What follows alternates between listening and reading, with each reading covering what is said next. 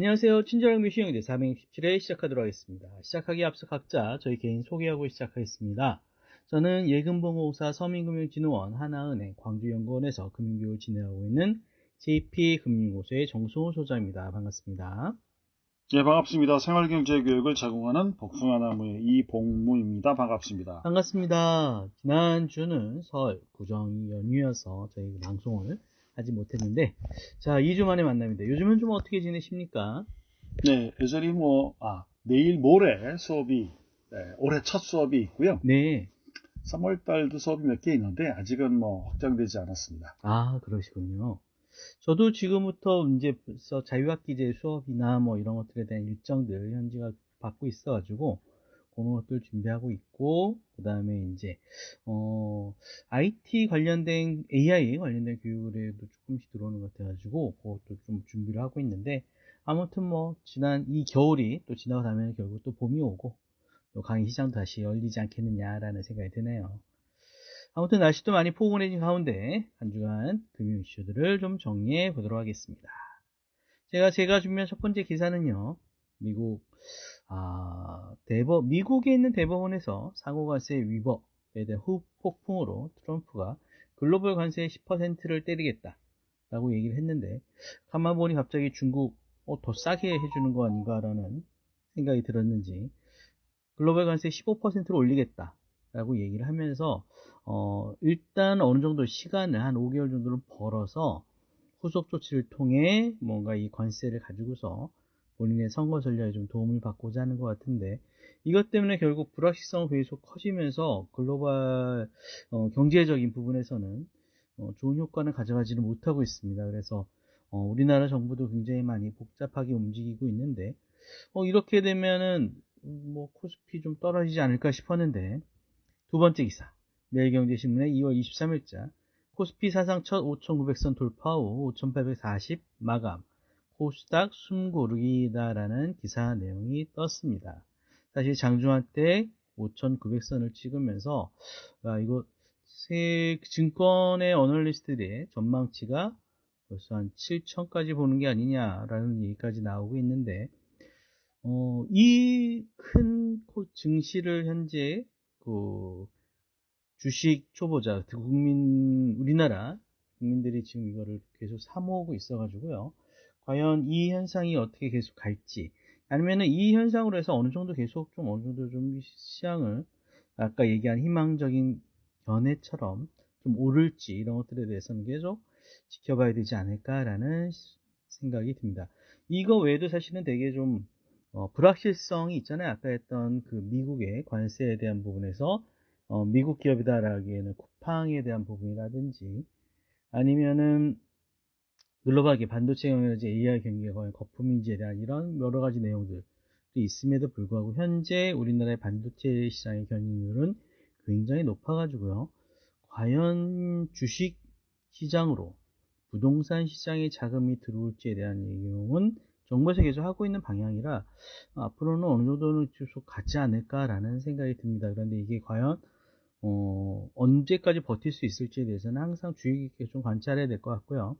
만약에 장기 투자를 하신다면 그래도 조금씩 계속 주식시장에서는 머물러 있어야 되지 않을까라는 생각도 들기는 하네요. 자, 이제 봄이 되면서 대학가에 개강을 앞두고 있는데요. 한국경제신문에 이런 기사 났습니다. 2월 22일자 기사고요. 식비 월세 등록금 3중고 개강 앞둔 대학가 찬바람이다라는 한국경제신문의 기사 내용입니다. 사실 식비가 계속 오르고 있고요. 등록금도 인상이 되고 있다 보니 대학생의 소비가 굉장히 위축되고 있다. 그래서 임대 문의만 기다리는 대학가의 점포율이 엄청 많다라고 합니다. 대학가 주거 중심에서의 주거비가 평균 60만 원이 넘게 나오면서 실질적으로 고물가에 대학생들의 지갑이 닫히고 있다. 대학가 공식률, 경고등까지 오르고 있다라는 기사 내용입니다. 저도 가끔 밖에 나가가지고 점심을 먹으려고 한번 보는데요. 일단 김밥도 많이 올랐지만 삼계탕이니 칼국수, 냉면, 삼겹살, 비빔밥 등등 서민들의 기본적인 음식값들이 2%를 웃도는, 계속 퍼센트를 좀 품목이 올라가고 있습니다. 그래서 아까 얘기했던 뭐 삼계탕도 5.1%, 칼국수도 4.9%, 뭐 이런 식으로 다 올라가지고요. 세상에 외식 물가가 굉장히 비싸다. 특히나 등록금 같은 경우에도 굉장히 많이 올랐기 때문에 이런 것들에 대한 부분이 아무래도 이제 인상이 대부분이 다 학교들이 이루어지다 보니 이런 것들도 굉장히 큰 부담이 되지 않겠느냐라는 생각이 듭니다. 그러면은 이 학생들의 부모님 입장에서의 급여는 좀 어떨까요? 헤럴드 경제 2월 23일자 대기업 월급 중소기업의 딱 2배, 임금격차 역대 최대로 벌어졌다라는 내용의 기사입니다. 국가데이터처에서 2024년 임금 근로자 소득을 봤는데요. 대기업은 3.3% 올라서 613만원 정도, 중소기업은 306만원 정도 수준이다라고 얘기합니다. 그래서 진짜 2배 이상 차이가 나고 있기 때문에 뭐 대부분 사실은 대기업보다는 중소기업 많이 다니실 것 같은데 하나님 가계 기준에서 대학생 자녀까지 있고 그러면 정말 힘들지 않겠느냐라는 생각이 듭니다. 자, 마지막 기사는요. 금소법 시행 5년 돼가는데 위험직군 보험문턱 여전이다라는 2월 22일자 파이낸셜 뉴스입니다. 사실 위험직군 중에서 보시면 소방관, 오토바이 운전자 등이 거절되고 있다라는 내용인데요. 실제로 많은 택배라든지 배달 같은 것들 오토바이 운전자 되게 많으신데 이런 분들의 가입이 사실은 쉽지 않은 부분이 있다라는 거. 실비 가입 비율도 11%, 상위 17% 등등 위험직군에 대한 가입 비율 추이가 그래서 그렇게 오르지 않고 있다라는 내용에서 그만큼 많이 통계가 잡혔음에도 불구하고 이런 부분들, 위험직군에 대한 부분에 대해서는 굉장히 보험사가 보수를 하고 있는 게 아닌가라는 생각이 듭니다. 그래서 이거는 의무적으로라도 조금 더 넓게 이렇게 좀 풀어줘서 보험의 제 역할을 할 수 있어야 되지 않을까라는 생각을 해봤습니다. 혹시 추가로 해주실 말씀 있을까요? 네, 별다른 건 없고요. 네. 배달하는 분들 대상으로 이제 배달을 자동차로는 거의 안 하고 네. 오토바이를 많이 하잖아요. 그렇죠. 오토바이 배달이 활성화되지 않았을 때도 오토바이는 오토바이 보험 잘 안 해줬습니다. 그렇죠, 맞아요. 단가도 높고 당연한 거라고 생각하거든요. 또 이제 특히 업종이 택배 아니면 배달인 경우에는 근데 뭐 예를 들어서 횡단보도에 낮에 건너가려고 이제 신호를 기다리고 있으면 이게 오토바이가 쓱 오잖아요. 네. 그러면 내가 파란불에 횡단보도를 건너갈 때 저쪽에서 오토바이가 오고 있으면 난 어떻게 생각해야 되나요? 설 거야 이렇게 생각해야 돼요. 쟤는 신호 안 지킬 거야 이렇게 생각해야 돼요. 네, 안 지킬 거야 생각하죠. 그러니까 그러다가 신호를 딱 지키면 이상하잖아요. 신호를 지키네. 배달 오토바이가 신호를 지키면 좀 낯설어요. 그래서 이게 아닌데 이러면서 그러면서 그죠. 예, 길에 신호를 딱 지키면서 지나가니까 껍벅 인사를 할 수도 있거든요. 그럼 되게 당황스럽습니다. 왜? 일반적으로 요즘은 교통신호를 안 지킨다가 문제가 아니라 많이 보셨을 겁니다. 인도로도 많이 다니죠. 그렇죠. 오토바이가. 네. 심지어는 횡단보도로 같이 건너요. 거의 뭐 김여사분이 그 뭐냐 작은 차로 횡단보도 건너면서 김여사의 하루 이런 거 있거든요. 그렇죠. 유튜브 보시면. 네. 그러니까 당연한 거라고 생각해요. 이거는 더 뭐 좀 돈 벌려고 너무 이거 아끼는 거 아니냐? 보험회사가 바보입니까? 왜 해줍니까? 근데 문제는 이런 건 공공으로 해결이 된다고요. 왜? 민간에서 안 받아줄 테니까. 그렇죠. 예, 일단 그렇습니다. 그냥 우리 입장에서는 조심조심 사는 거지. 뭐 이렇게 따지고 조금 있으면 이제 택배도 다 로봇으로 바뀔 것 같은 그런 느낌이 들지요. 그러게요. 자, 제가 준비한 기사는 처음 기사는 국민연금입니다. 실제로 중요하진 않지만 좀 괘씸해가지고 하는 척 하는 선 가져왔는데요. 서울경제신문이고요. 2026년 2월 19일 기사입니다.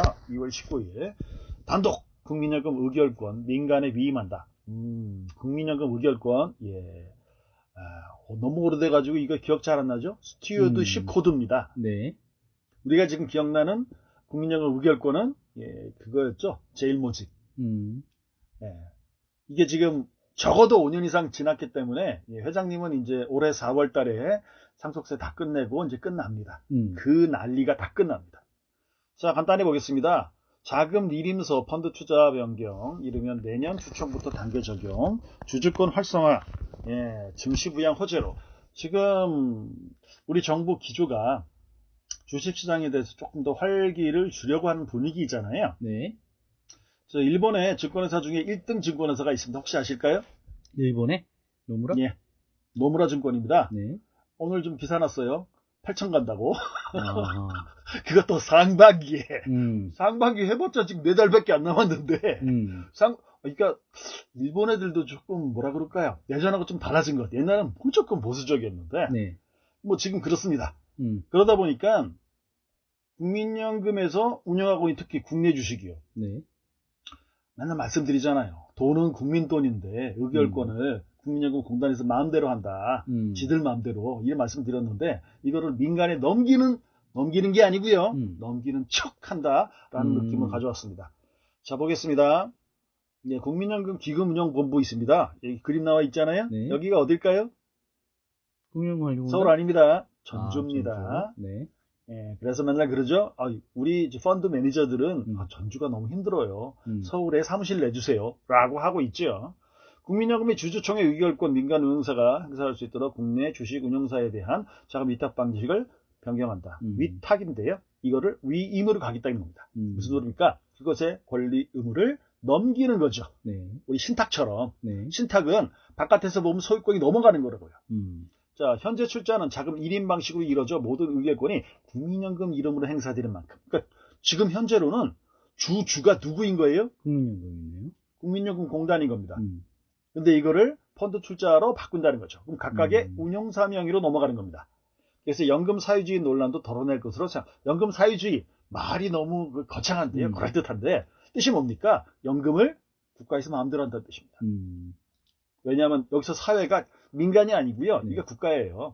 공산당을 사회주의라고 하잖아요. 그렇죠. 연금 사회주의. 자, 투자은행의 업계에 따르면 국민연금 수탁자 책임위원회는 이달 24일 국민연금 자금 출자 방식을 펀드 형태로 바꾸는 방향을 논의할 예정으로 전해졌다. 이게 무슨 소리입니까? 내가 예를 들어서 펀드를 가입했어요. 근데 그 펀드가 삼성전자 한 곳에만 투자를 해. 그런 게 있을 수도 있죠. 네. 옛날에 뭐 삼성 뭐 5대주 펀드 이런 것도 있었잖아요. 맞아요. 그랬을 때 삼성전자가 주주총회 하면 펀드 가입한 내가 가서 의결권 행사할 수 있습니까? 없습니까? 높죠. 없지요. 네. 펀드니까.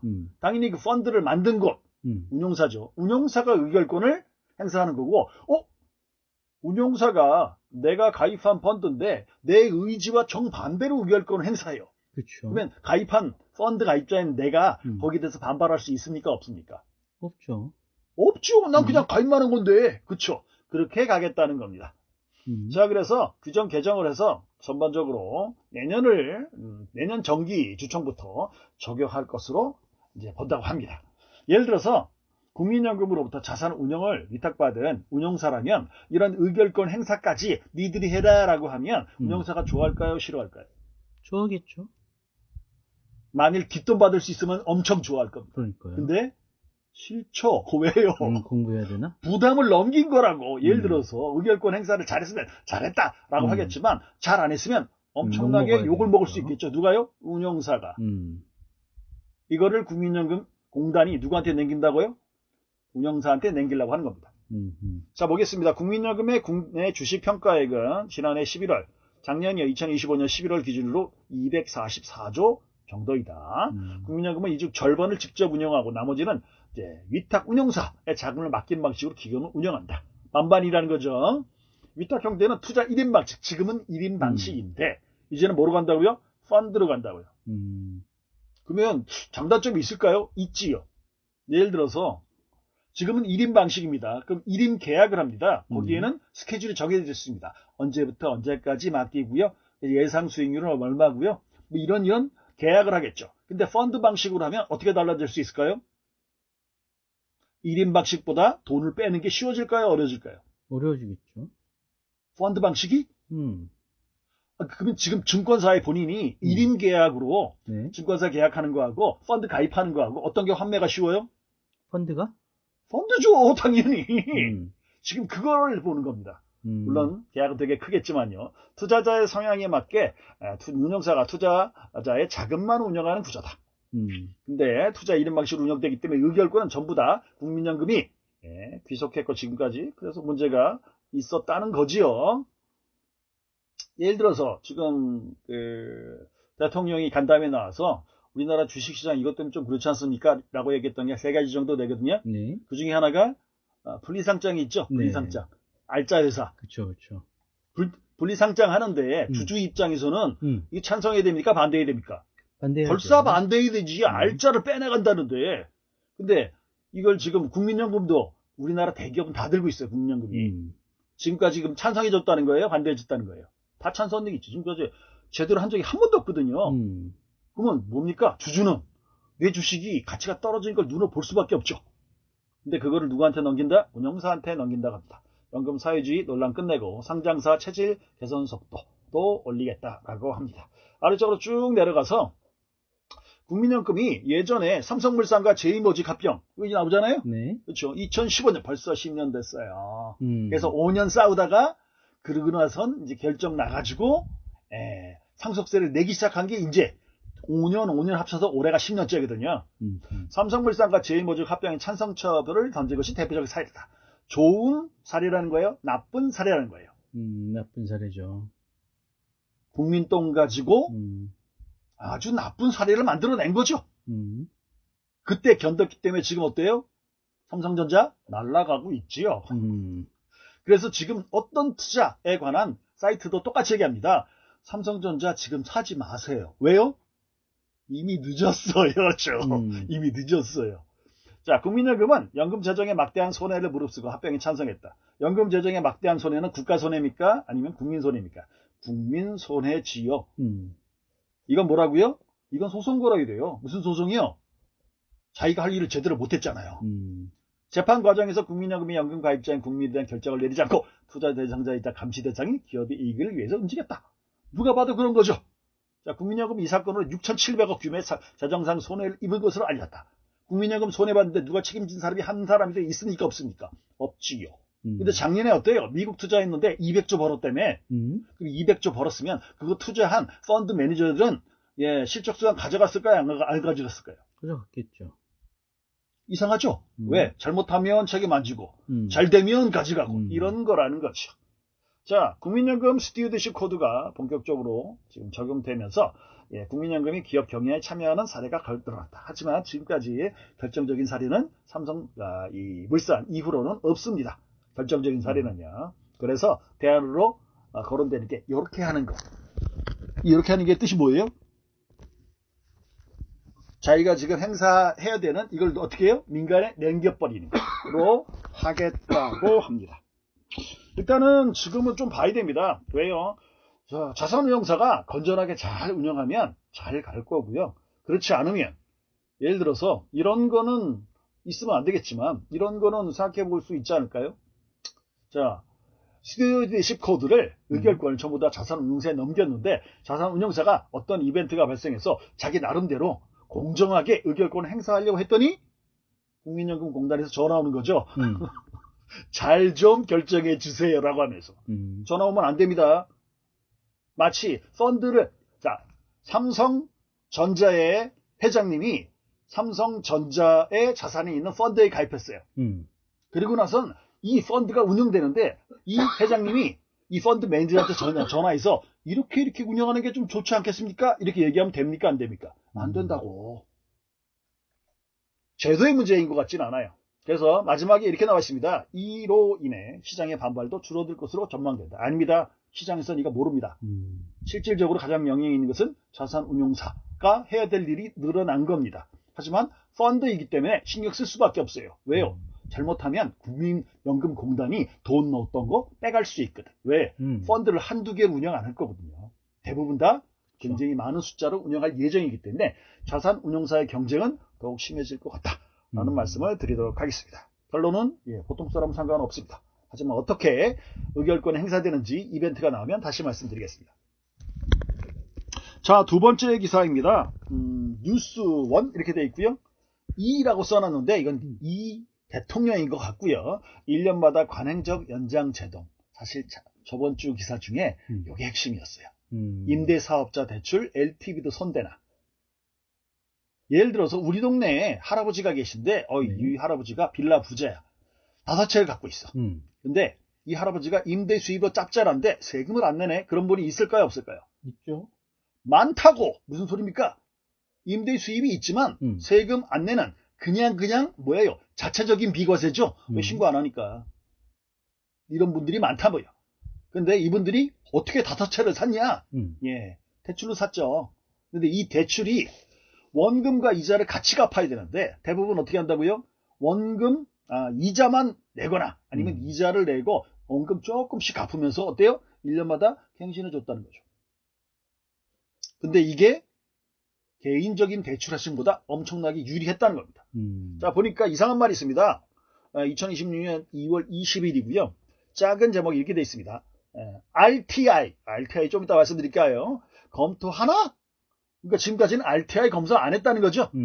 이런 지적에 정권마다 달랐던 LTV도 심사 강화한다. 상호금융, 다주택자, 뇌관 우려. 상호금융이 뭡니까? 저축은행, 신협, 새마을금고 등을 얘기하는 거죠. 여기에서 대출을 받아서 주택을 여러 채 산 사람이 어때요? 뇌관이다라는 얘기입니다. 충격을 완충하기 위해서 분할 상환 검토. 한꺼번에 갚는 게 아니고 어떻게 해요? 나눠서 갚는 것도 검토하겠다는 겁니다. 요즘 이 대통령 사진 많이 나오는데 저는 좀 이런 거 좀 자제했으면 좋겠어요. 너무 많이 나오니까. 보겠습니다. 대통령이 기존 다주택자에 대한 대출 연장, 대환도 신규 대출로 봐야 된다고 밝히면서 왜요? 신규 대출이야. 신규야 신규. 갱신도 신규라고. 그럼 신규 대출할 때마다 뭐 해야 돼? 주택 관련된 거는. 개인도 LTV, DTI 신규마다 보잖아. 지금 그 얘기라는 겁니다. 그래서 금융당국이 임대사업자 대출에 대한 담보 인정 비율 LTV는 똑같아요. 론 투 밸류예요. 론은 빌린 돈, 밸류는 집값 얘기죠. 이를 심사를 강화하는 방안을 검토한다. 자, 주택 임대차에 대한 이자 상환 비율 좀 이따 말씀드릴게요. RTI 규제 검토에 대해서 왜 RTI 규제만 검토하나요? 대통령이 얘기한 거예요. 라고 지적하자 금융당국이 LTV까지 볼게요.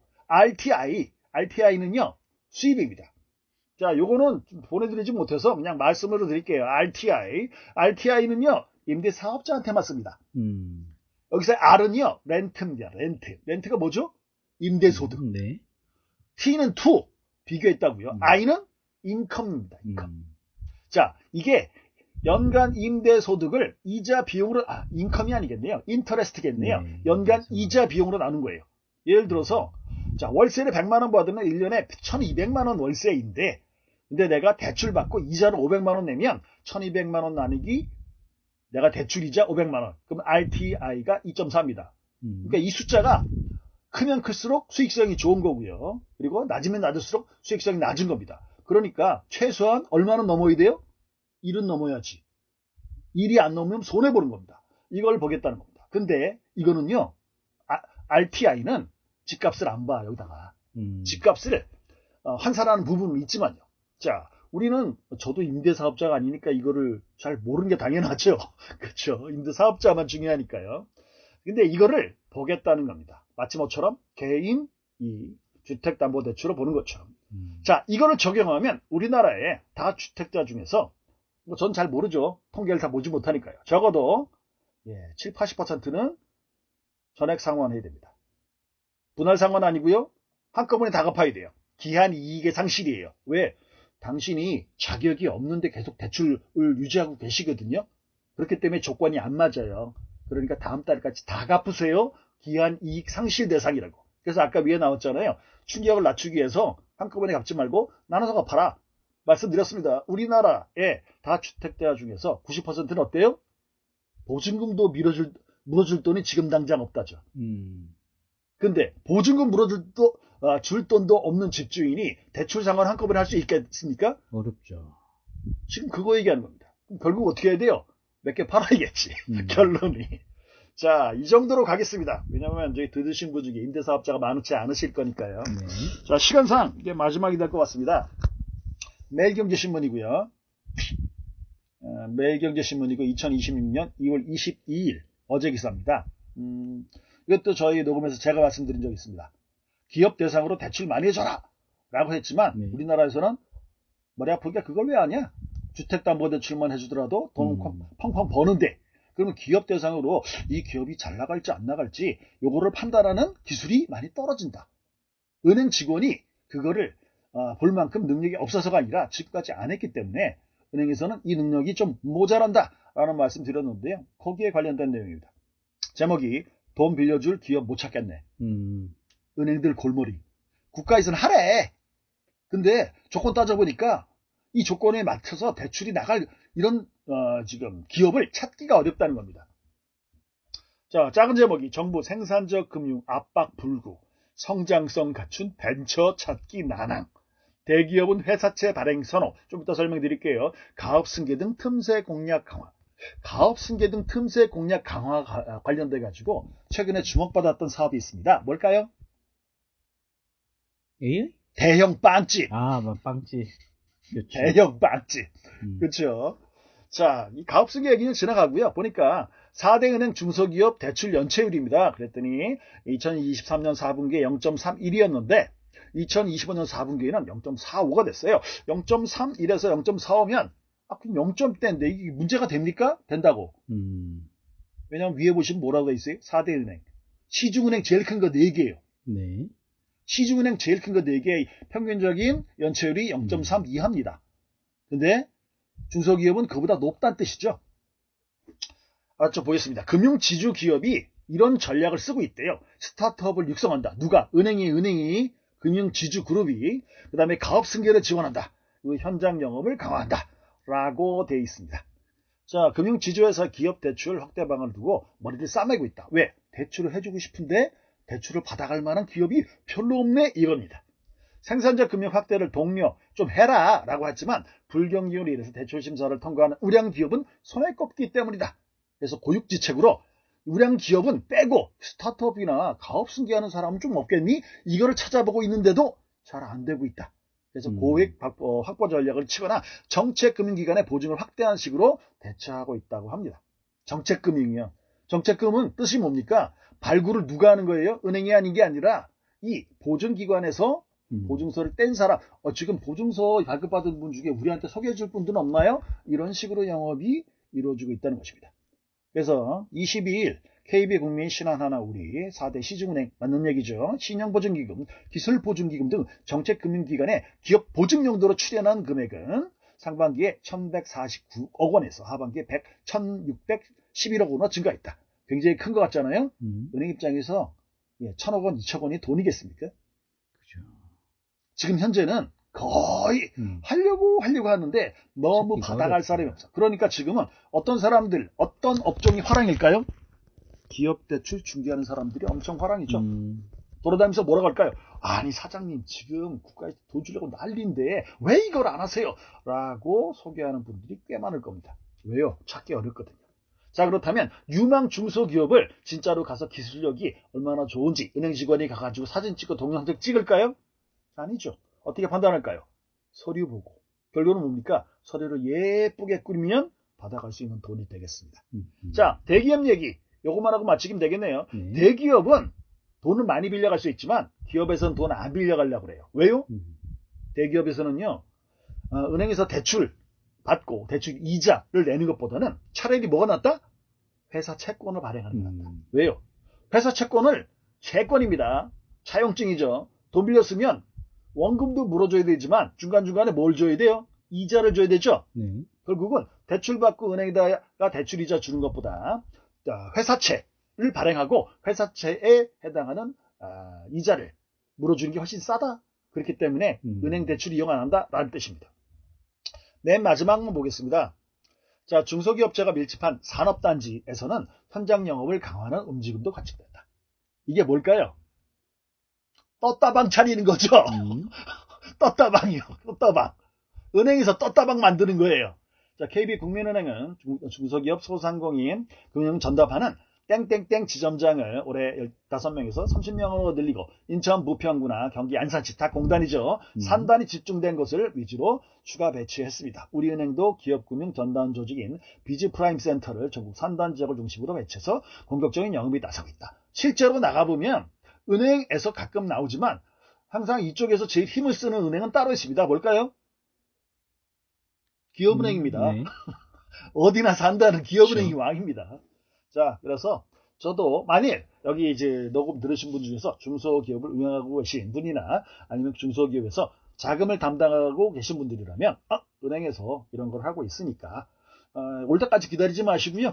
지금 여기 보니까 다 큰 은행들 있잖아요. 네. 그래서 산단에 있는 은행 뿐만 아니라 가까운 곳에 4대 은행, 큰 은행. 여기 보니까 중요한 건 뭐가 빠졌어요? 농협이 빠졌죠? 네. 그래서 농협 들어가서 물어보지 마시고요. 농협 말고 나머지 큰 은행 4군데에서 혹시 이런 것 중에 조금 유리한 대출이 있습니까? 라는 것을 한번 알아보시는 것도 괜찮겠다 라는 말씀 마지막으로 드리겠습니다. 알겠습니다.